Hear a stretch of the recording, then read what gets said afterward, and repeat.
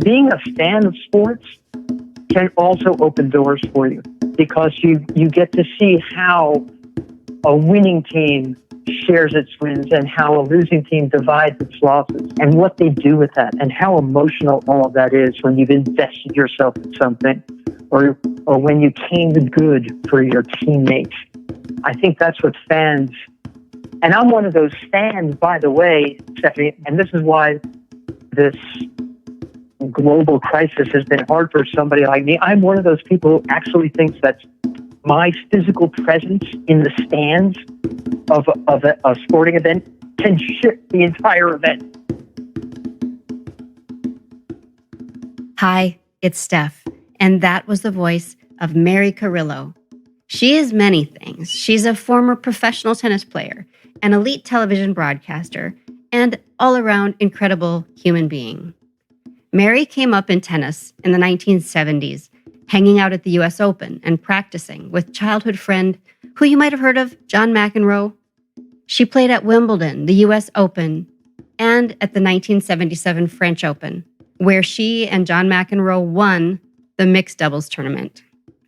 In today's conversation, Mary shares more childhood details, including the moment she knew she was an athlete, how it made her feel, and how that knowing directed her decisions going forward.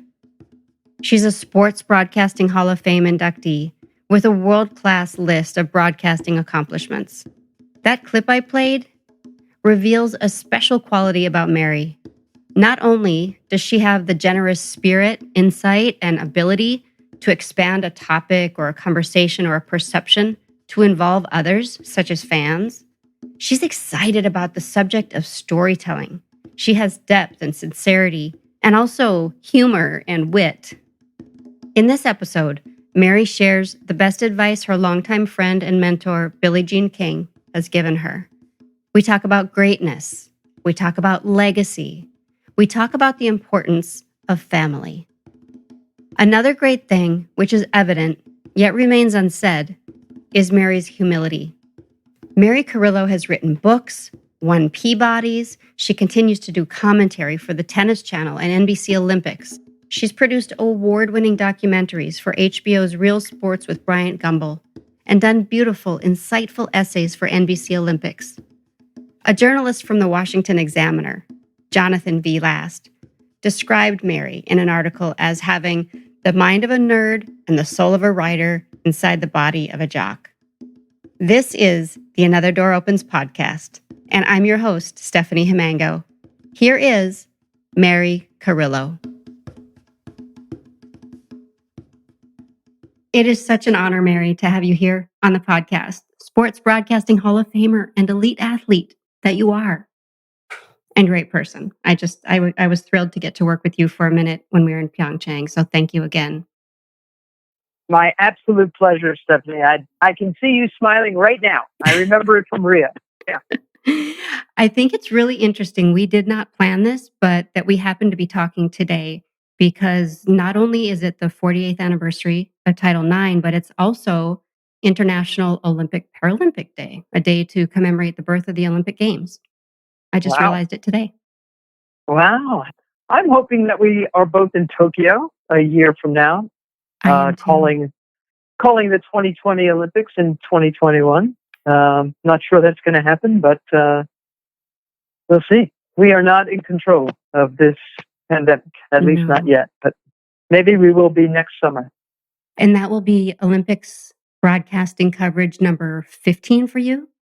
That will be my 15th. Yeah, I've been doing this a while. It sounds impressive, except that when it used to be every 4 years, that was impressive, but then they started doubling up.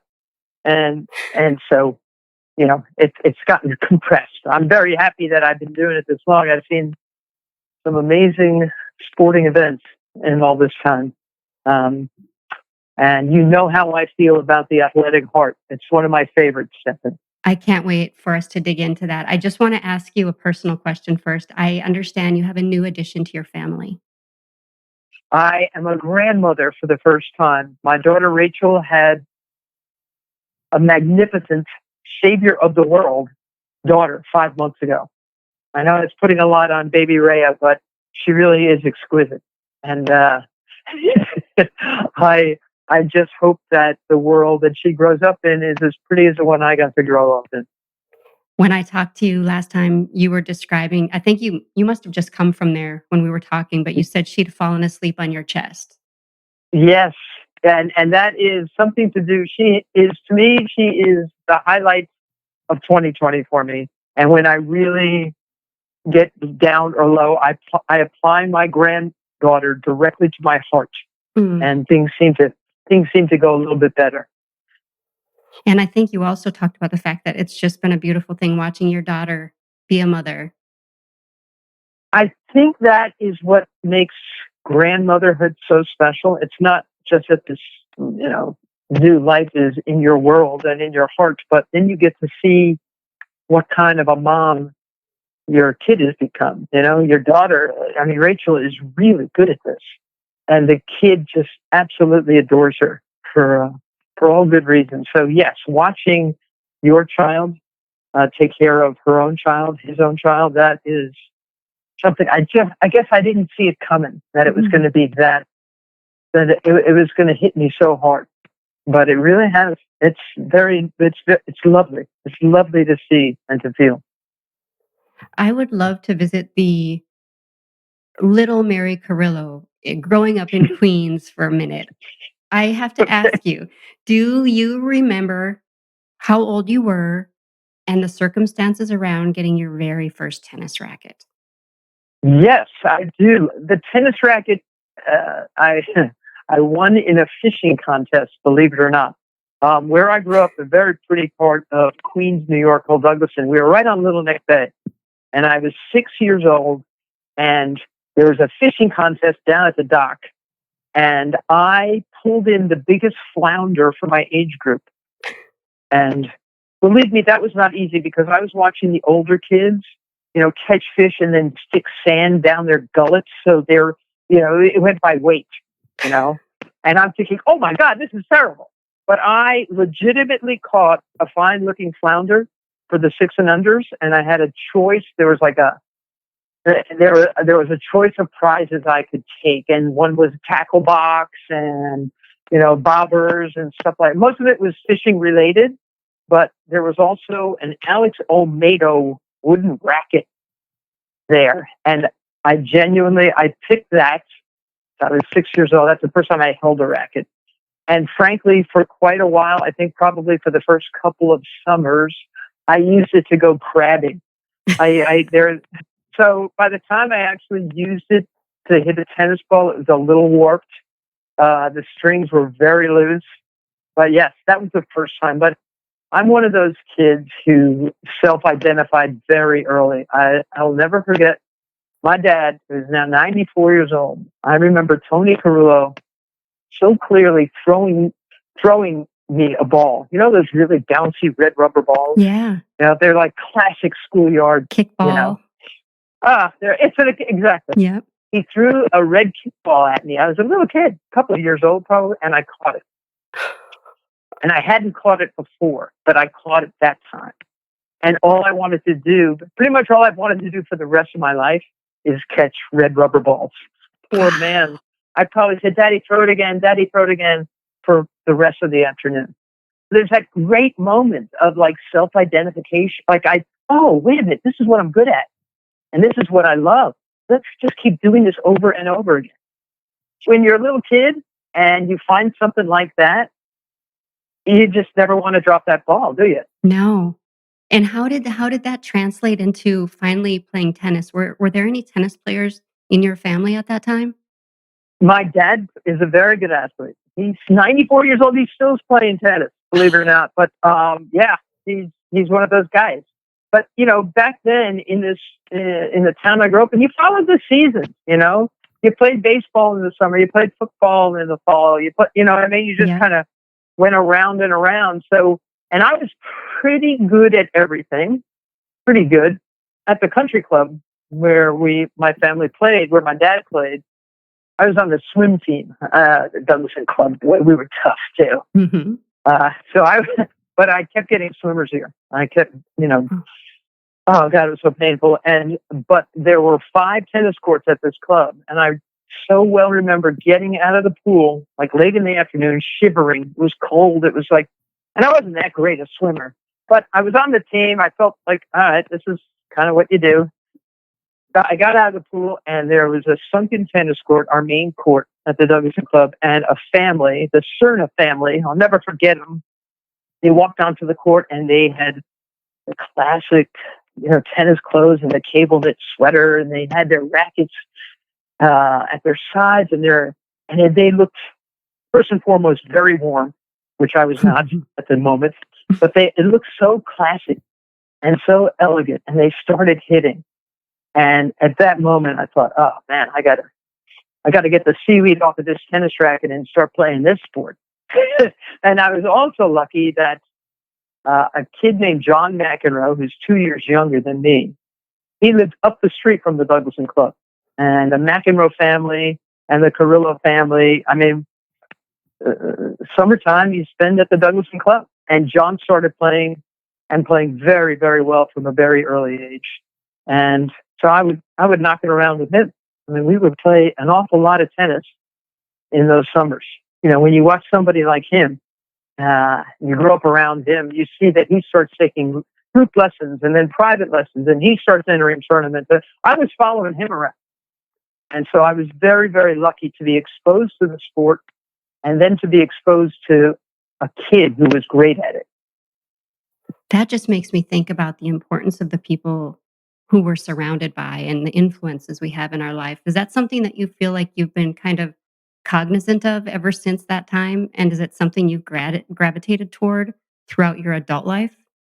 Absolutely. It's you're right about that, Stephanie. I mean, the people around you are the people who inspire you, who inform your moods, who you watch them and you think, all right, I want to do that, or I don't. Boy, I sure don't want to do that. I was lucky that at an early age, I knew I wanted to be an athlete, and it allowed me to skip parties I didn't want to go to, skip drugs I didn't want to try, skip beer.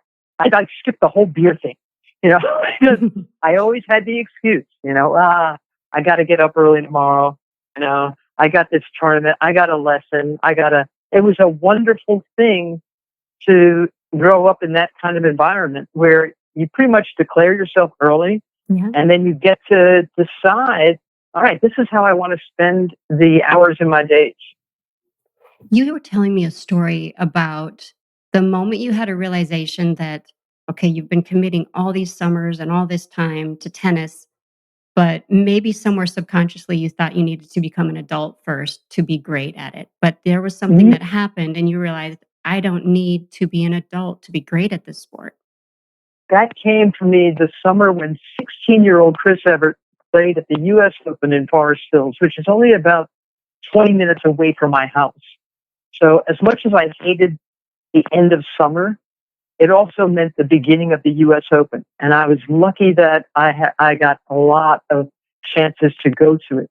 So when I was 14 years old and Chris Evert was 16 years old, I had heard about her, of course. I mean, I was following tennis like crazy. I knew she was a great junior player. But she picked her way through the U.S. Open draw until she got to the semifinals where Billie Jean King finally shut her down. But I remember watching her play and how classy she was and how focused she was and how elegant she looked out there. And it was then that I realized that you don't have to be a grown-up to be great. I guess I had always assumed before that, all right, you know what? Maybe I'll be a ball kid next year at the U.S. Open because I really like watching it. And I really like coming to parties. Like I was still a lot of kids, including John McEnroe and Patrick McEnroe, his younger brother, and my sister, were ball kids. A lot of ball kids came out of my town. So I guess I was sort of thinking in those ways until I saw Chris Evert do what she did. And that's when I thought, all right, this is actually spectacular. And this is important. It's so fascinating when you get those shots of certainty. There's sort of an absolute quality to something. I feel like you really captivated my attention when you mentioned that you watched Billie Jean King and Bobby Riggs play on television in 1973. Just set the Oh, yeah. scene and take us there. Where were you? How did it impact you? I was at my parents' house in Douglaston, sitting cross-legged on the floor. I was the only member of the Carrillo family who was so captivated by this moment. But I remember watching Billie beat Bobby Riggs, and Billie had already been a hero of mine. I loved the look of her. I loved her serve and volley game. She had that really cool shag haircut, Stephanie, and she had these really outstanding blue suede shoes, Adidas shoes. I mean, she was just crushing it on every level. If you're a 16-year-old who wants to play professional tennis one day, and that just it was just one of those amazing. I kept running in to tell my family that she was winning. She won the first set. She won the second set. She's going to win this. I think about 90 million people ended up watching that. I was the only one in my house. Oh, really? Did they, by the end of the match, house, did they sort of float in? No, I don't think that. I don't remember that anyone shared this magnificent moment with me, but I sure carried it around. I mean, to me, it meant everything.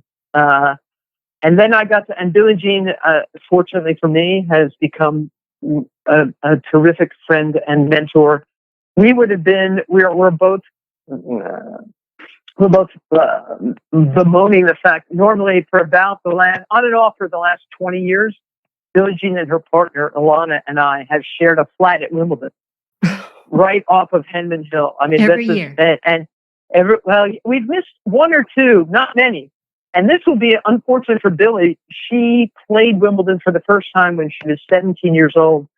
She's in her late 70s now, and she's never missed a Wimbledon until this year. Wow. I've missed some, but Billie hasn't. But the idea that woman who has done so much to make me enthused about so much, that I spend 2 weeks of the year living with her, Incredible. her partner makes oatmeal for me every morning. I mean, that's that's a dream come true. Yeah, it really is. It honestly is. She just keeps, the great thing about Billie is that not only does she just keep teaching, but she just keeps learning. And that's always her point, pay attention, take great care with everything. And, it's what keeps you going, Absolutely. You have to keep learning. Yeah. So you and your childhood friend, John McEnroe, won the French Open mixed doubles together in 1977. Mm-hmm. Describe that feeling of winning on such a big stage for the first time. Well, I like to say that it was John McEnroe's first ever Grand Slam title, and tragically, it was my last. We signed up for the mixed doubles just kind of on a lark because we saw that we could get in. And John, I remember the list was already pretty filled out, and I remember John looking down this draw and thinking, "Oh, we can win this thing." And I'm like, "What the hell are you talking? What do you mean we can win this thing?" John was 18 years old. I was 20. It's really something that John McEnroe was already thinking in those ways. And he won the junior title that year. And then we won the mixed doubles title. And it was by the way, it wasn't a very strong field because a lot of players had skipped the French Open in those years to play World Team Tennis. So it was, it's not like we had to take down a bunch of world beaters to win that title, but there is something special about going 2 weeks and not losing. It certainly didn't happen much in my career. I remember I won a small title one time, and a friend of mine, I was walking off the court and I was kind of in a daze. And I said, "God, this week has been," and she finally looked at me and said, "Carillo, you didn't lose." Because normally at some point in my career, there was a day, whether it was a Tuesday or a Thursday, that I would lose. But John went on from there he had such confidence. He had such, and I certainly gave him plenty of room to take every ball possible because I was very jumpy towards the end when I realized that maybe we could win this title. And I just sort of let John go. And that was the right play, by the way. And so he went on to do that. And then he was supposed to, a couple of weeks later, he was supposed to play the junior championships at Wimbledon. But instead, he'd entered the qualifying of the men's draw, the main draw. Got through qualifying, and then he made his way all the way to the semifinals of his first ever Wimbledon before Jimmy Connors stopped him. So John had taken off. But it was a very special time because it was just two kids from this small town, and one of us was becoming very famous. Incredible. And I know this next question is a really broad one, but I think applicable. We have all so many different turning points in our lives. What for you are one or two of the more significant turning points in your life that you can point to? And what do you feel like you learned from those? Ooh, that is pretty broad.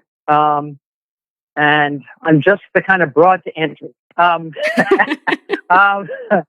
Probably the biggest turning point that I recognized in that moment was my final Wimbledon.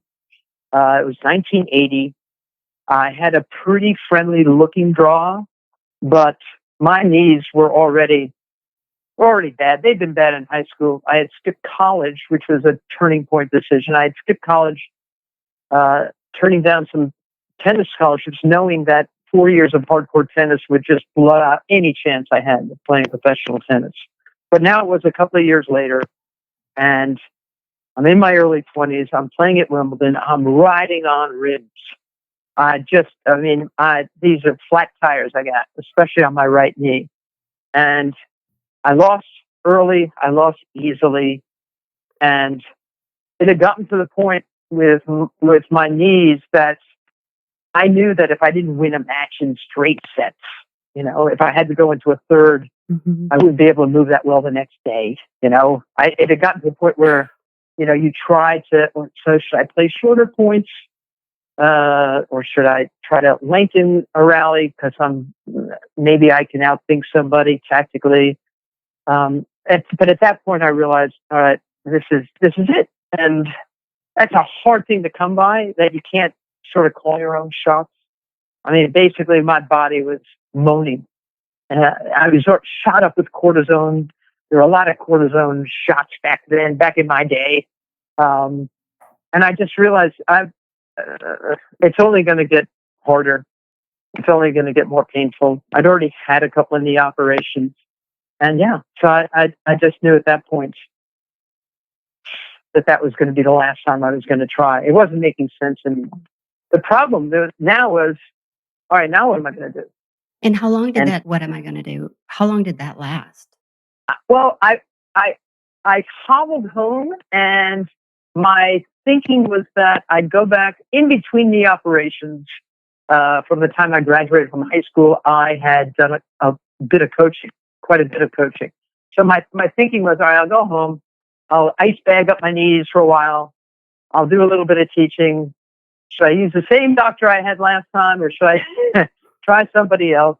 So that was taking a couple of weeks, and then I got a phone call from a man who was producing tennis for USA Network.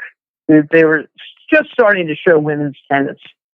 And this guy had heard me do a pickup commentary half a year earlier at the year-end championships at Madison Square Garden. It was just one of those pickup interviews that I ended up staying on for because the guys thought I was, I think they were tired of calling matches by themselves, and it was a late-night match, and I was hanging around for it, so they invited me up to the booth.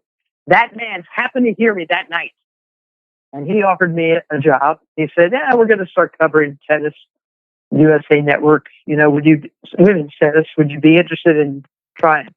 And I said, I honestly, it sounded pretty good. And I like talking, and, it was my sport. I didn't feel like it was going to be some really hard thing I didn't know it was going to be a major pivot. I knew that I wanted to give it a go. I I certainly didn't think at that point that I could make a career out of it. I wasn't thinking, oh, this is how I'll one day pay down my mortgage. Mhm. I mean, there's nothing revelatory about it except that it sounded like a good idea, and I was madly available at the time. And so it went on from there. Was that a tough time for you when you had to accept, though, that you weren't going to be able to play tennis anymore? I would imagine with all the time and energy you put into tennis that it had to be tough. Yeah, I mean, that's what they always say about athletes, right? They die twice. The first time when they have to quit their sport, and the second time with death. So, I mean, everybody gets that. Everybody knows that. And frankly, Stephanie, it had become hard for me. I was playing in pain all the time. And so the decision almost made itself in my case. So that made it easier. I knew I needed to do something else. I figured, all right, this is too bad. But I got some brain cells I could rub together. I guess I assumed that I would stay in the game or at least in the sports world in some capacity. And then this TV thing kind of caught on. And you have traveled the world through it, from tennis to Yes. figure skating to gymnastics to dog shows to a great variety of things. I mean, truly, as both an athlete and a broadcaster, you have really seen the world. How important would you say that travel and that cultural awareness piece has been to your own personal development? It's everything. It's everything. My dad, he was an art director for many years at an ad agency. And when I was 6 years old, we moved to Milan. We moved to Italy for a couple of years. And I remember the boat ride over. I remember the ship we were on, I thought I loved the idea of open water. And it was great because we took our time and we stopped at a couple of places. We got off that ship and we went to Mallorca. For a little kid, it was such a great adventure. And I've always tried to impress to my own kids. And they bounce around pretty well too. They've come with me on a bunch of trips. They've traveled on their own. The idea that this planet is just full of all kinds of life and all kinds of beautiful things and the diversity of people. I think I got that from a very early age, and it's always stuck with me. And I've done a lot of stories that have taken me to beautiful places and sometimes scary places. And I said yes, not only to the storyline, but to the idea that I get to go see this. I've never been to Pakistan. I'm going to do a story about a little girl. I work, among other places, I work for a show called Real Sports with Brian Gumbel. This little girl had to pretend she was a boy so that she could play squash. And then she was found out, like, what a story. Wow. And I'd never been to Pakistan. And she came from, death threats to her family. There are those kind of stories. And then there are the beautiful stories. I was a Mountie for the Vancouver Olympics. I spent 3 days learning how to be a Mountie, for God's sake. I was, fun stuff. 15th century Chinese monasteries. And I, the kind of stories we get to do at the Olympics, they're remarkable. And it's that whole journey, and all right, how are we going to tell this story? What's the important part of this story? People have been telling stories since caveman days, since Egyptian hieroglyphics, since pyramid. Like what is the story here? And how are we going to show it? How are we going to tell it? And that's one of the best parts of this spinning planet, Is there an answer to that question that seems universal in any way? How do I tell this story? Is there a place that you go in your mind first, or do you just let it happen on site? Well, the beauty of calling a live sporting event is that there is no script, and so you don't really know how it's going to shake out. You think you do, and you prepare for a match you assume is going to unfold in front of you, and then all of a sudden the wind kicks up, and oh wow, this guy who's a great player, he's not a good wind player, and all of a sudden he's aggravated, and all of that, you think it's going to be a tactical match. It's going to be decided by, who's the better thinker out there. But then it becomes an emotional match. So, you got to really be ready to to shift and, and follow the rhythms of the sporting event, knowing that there can be all manner of surprises. But when you're trying to tell a story, especially a long form story, I worked on a bunch of documentaries. That's when you do so much work ahead of time. You do all your research and you figure out, all right, what is it, and who do we have to interview? And she's a great talker, but she wasn't there for this part of this story of this person's life. So somehow I've got to get the father to talk to me. Yeah, but he doesn't do interviews. Yeah, but maybe if we, we've both done an awful lot of that. So it depends on what kind of story. But then if you're telling a long form story, and you've got time, then you've also got texture, you've got context, you've got layers, Mm-hmm. And those are the stories that, as I age, those are the stories I like the most. It is so evident to me that Mary embodies excellence and is drawn to excellence, whether it is in athletics or writing or science or art. And so I asked her, in her opinion, what traits do people who achieve greatness and excellence all share? I like excellence in all forms. What I like most about my own life experience with sports, what I admire most is resilience. And I think that's true of anybody who's trying to be great at anything. That they just keep at it. They just keep trying different things and resetting. That to me is certainly among all the athletes that we've both gotten to know, that to me shouts out louder than anything. People who can come back from injury or heartbreak, people who miss a whole year of their young, short careers and still think that they can end up on a podium at an Olympics. I love that stuff. And anybody who can make something that I know is hard look easy, boy, oh boy, you got me. Because I know how much they earned that. Some people are blessed with natural talent. I get that. I grew up with that, watching John McEnroe. Everything made sense to him, just the spacing between his body and the ball and how he could apply different spins to different strokes and different shots. He just knew it organically. It was just this amazing, visceral capacity he had for that game. But I'll tell you what, John McEnroe grew up wanting, if he could be anything in the world, he'd want to be a rock star. He has had a much longer time trying to get good at the guitar. But the fact that he keeps trying is really to be admired for me. When I see anybody at Penn Station, with a coffee can at their feet, like playing the sax or playing the violin, oh my God, how do you not stop and say, that's very cool, man, and throw a couple of bucks there? Excellence in all forms and consistency. People who have long careers at something because they've worked so hard and they've paid. They didn't skip any steps. They were just willing to sacrifice. And if it's really something you love, it doesn't even feel like a sacrifice.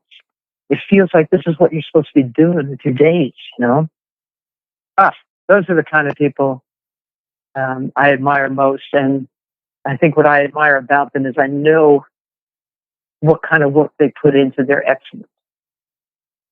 I think that really captures the Olympic spirit too. Not that all athletics have to be about the Olympics, but I think about the story we did about a British short track speed skater in Pyeongchang. And the story was about Elise Christie, but more broadly, it was about resilience. And I could tell that story meant a lot to you.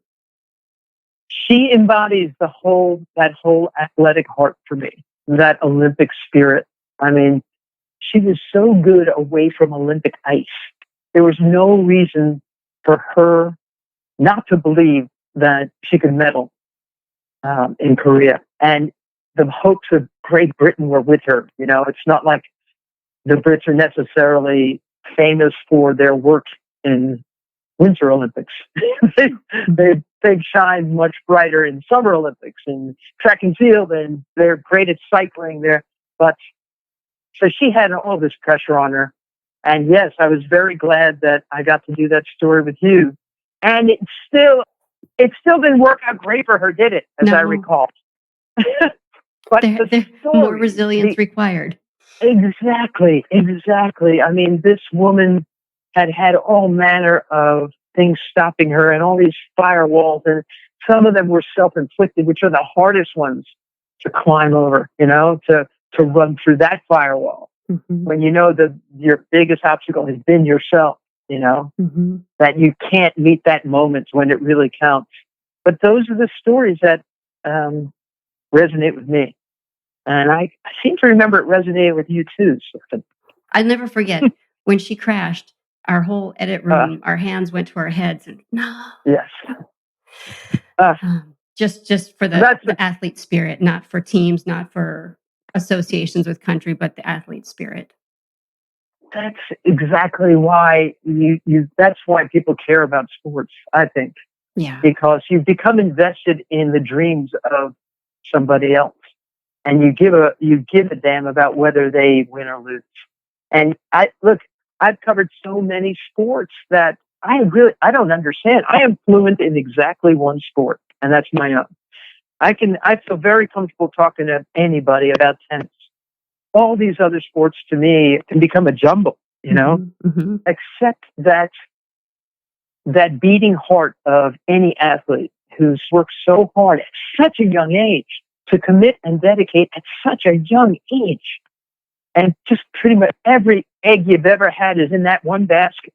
And especially if those athletes are aware and thoughtful and can articulate what it means to them, why they care so much, why they've given up so much. I'd come home from the Olympics exhausted. Yes. It's because, your heart starts beating with their heart. Oh, Mary Carillo, don't you love her?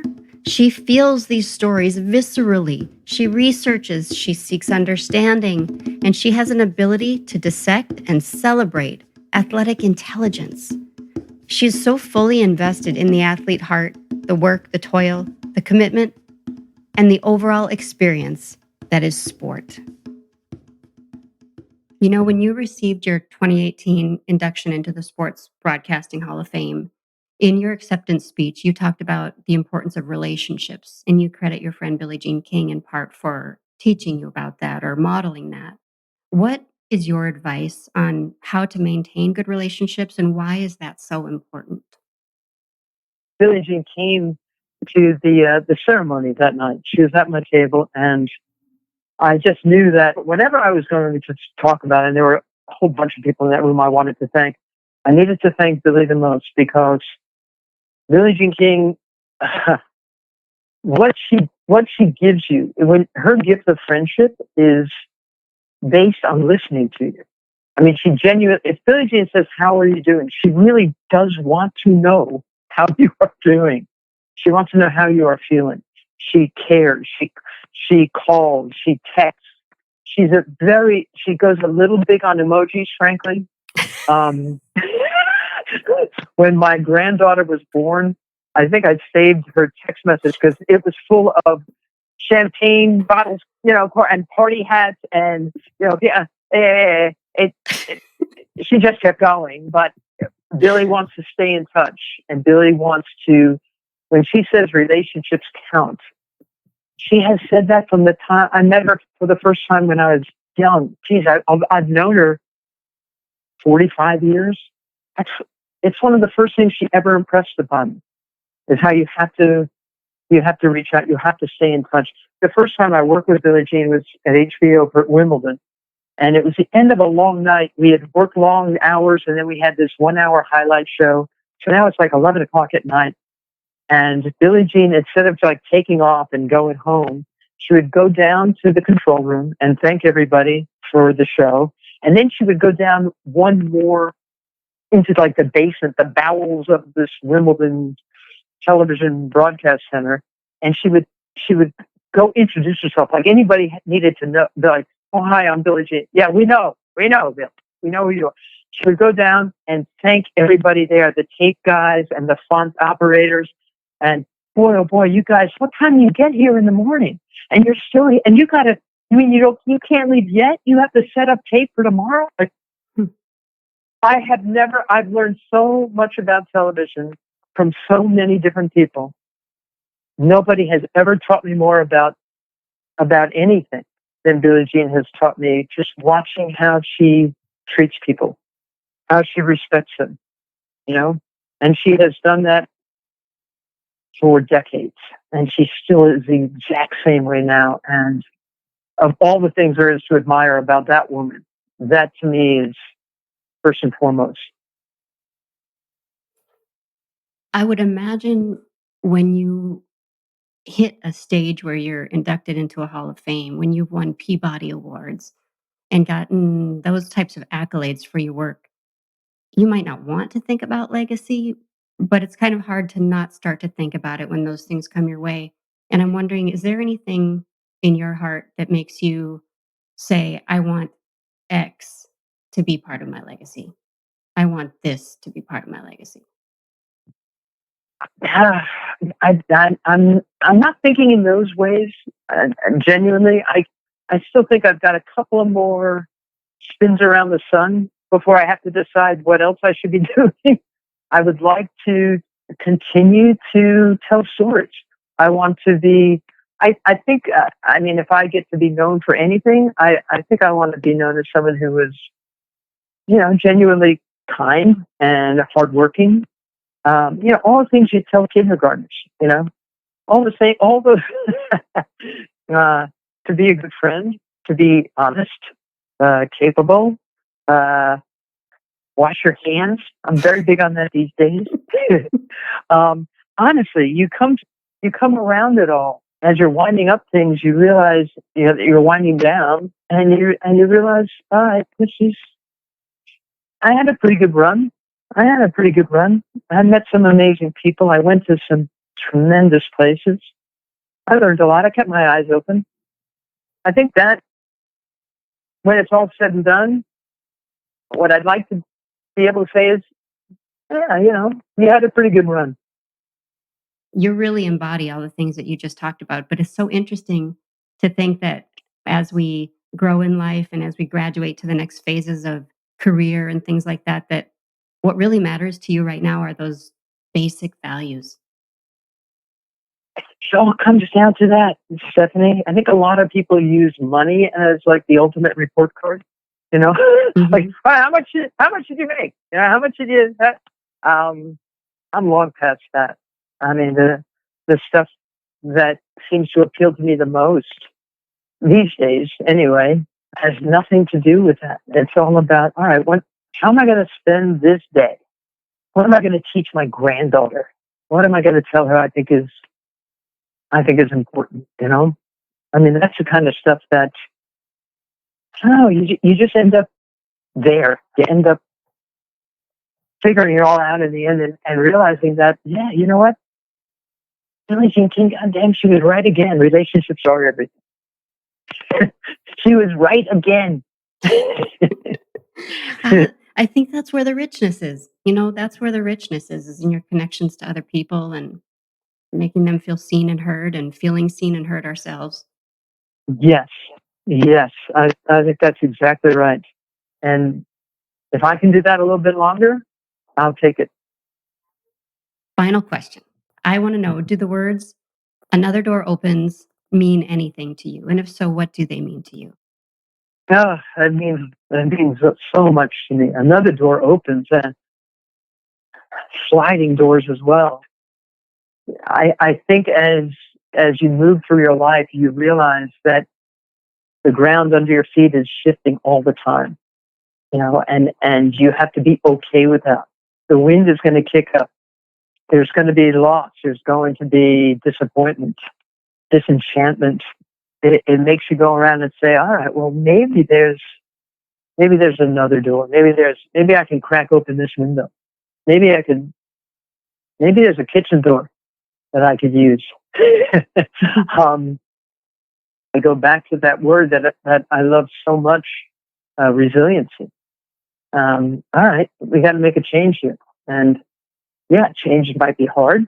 It might be painful. It might not be anything I really want to have to deal with, but it's coming. Let's try to make the most of it. So that's what another door opens means to somebody like me. I've had a lot of doors open and close and slam shut and crack open. Mm-hmm. And if you stay present and stay aware of the possibilities, you don't mind the idea that doors are opening and closing. You walk through them or you regard them and think of something else. And you just have to reset and be resilient. I think that's the thing that I love most about the athletic experience. And even if it's from a spectator's point of view, the idea of sport is that we get that lesson over and over, whether it's conscious for us or not.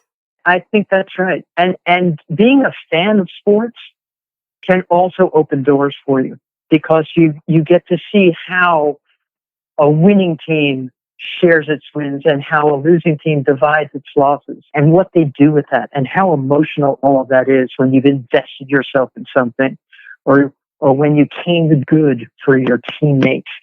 I think that's what fans, and I'm one of those fans, by the way, Stephanie, and this is why this global crisis has been hard for somebody like me. I'm one of those people who actually thinks that my physical presence in the stands of a sporting event can shift the entire event. Like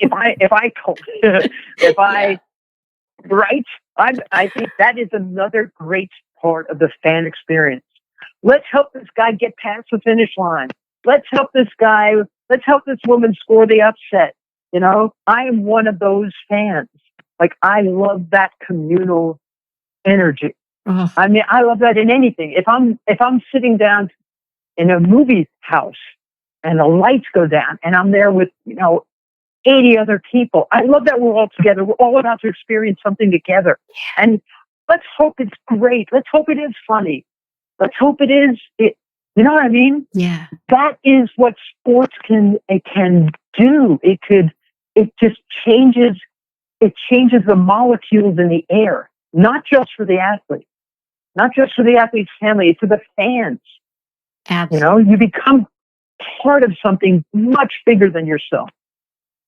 I can't remember if it was the opening or closing ceremony in London, but everybody in the stadium started singing together.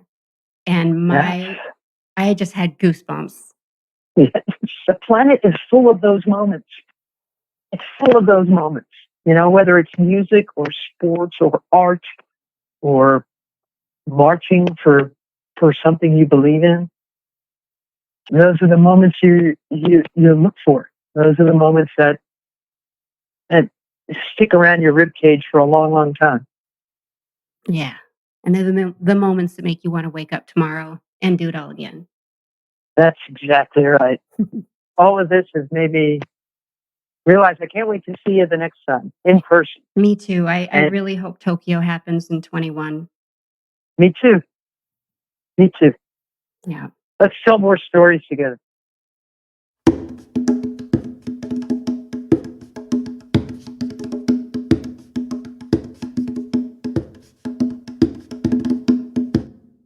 There really is no storyteller like Mary Carillo. As you just heard, in addition to being an elite athlete through and through, Mary is as gifted in the craft of expression and word selection and tone and humor and timing. And I think it's that blend that makes her brand of storytelling so beloved by her fans. Mary, thank you so much for being my guest today. If you're new here, the Another Door Opens podcast is about open doors, open hearts, and open minds. I have conversations every week with a different guest, reminding us that everyone has a unique life perspective to share and lessons we can learn from them, so we can learn more, care more, and judge less. Before I share a quick example of another door opening in my own life, which I will sometimes do at the end of an episode, I want to say thank you to you for listening. This podcast is very new, So it means the world to me that you're here with me on this ride right from the start. Each weekly episode is different from the last, so please continue to sample, to download the podcast, and hop on iTunes or wherever you listen to podcasts and subscribe to it. If you like it, please give it a 5-star review and share it with friends, coworkers, family. That stuff really matters.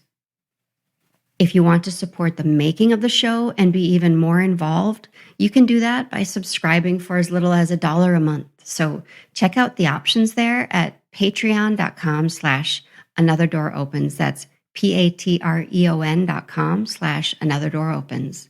And thank you to my first several Patreon supporters who have already logged on and subscribed. I adore you. On Instagram, Facebook, and Twitter, follow us at Podcast Auto. That's at Podcast ADO, which is short for Another Door Opens. Special thanks to Eric Brown for the drum beats and to Jonathan Raz, who edited this piece.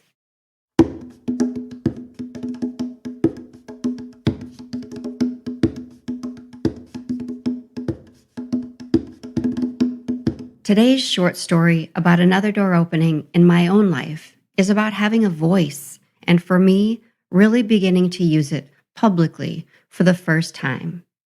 I admire when people use their voice for good and put themselves out there in the world to do their good, their way, come what may. I've been writing for a living in some form for the past 25 years, and I've used my own voice to a degree in print, but sparingly.